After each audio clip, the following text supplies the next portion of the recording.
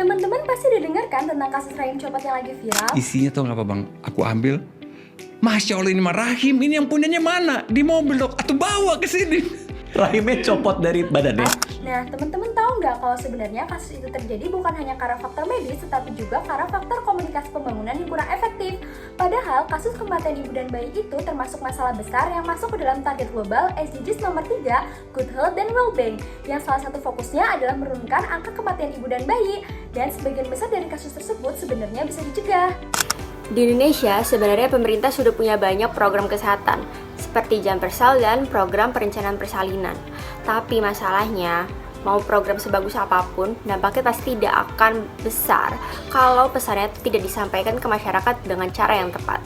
Banyak ibu hamil, terutama di daerah yang masih memilih untuk melahirkan dengan bantuan dukun beranak.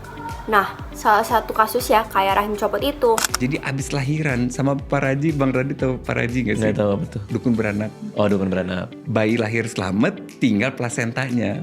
Bukan karena mereka nggak mau modern, tapi karena informasi yang mereka terima itu kurang jelas, bahasanya terlalu medis, dan nggak sesuai dengan budaya yang mereka percayai sejak lama. Dalam komunikasi pembangunan, terdapat 4 elemen penting, yaitu pengirim pesan, isi pesan, media penyampaian, dan juga penerima pesan. Masalahnya, di banyak kasus, pemerintah tuh seringkali menggunakan pendekatan satu arah, di mana masyarakat hanya dianggap sebagai penerima pesan, bukan sebagai objek yang diajak berdialog.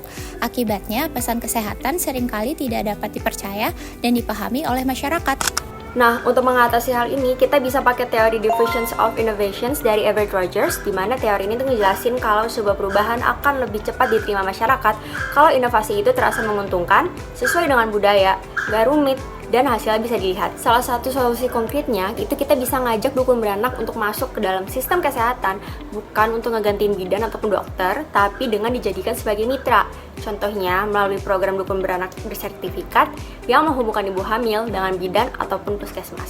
Kalau komunikasi ini berjalan dengan baik, dampaknya itu besar banget loh. Yang pertama, ibu hamil jadi lebih rutin diperiksa. Kedua, resiko komplikasi terdeteksi lebih cepat. Ketiga, keputusan untuk melahirkan di fasilitas kesehatan resmi jadi lebih kuat. Dan yang keempat, angka kematian ibu dan bayi bisa benar-benar ditekan. Jadi, masalah utama kita bukan cuma soal fasilitas kesehatan, tetapi bagaimana pesan kesehatan dapat dipercaya dan tersampaikan kepada masyarakat.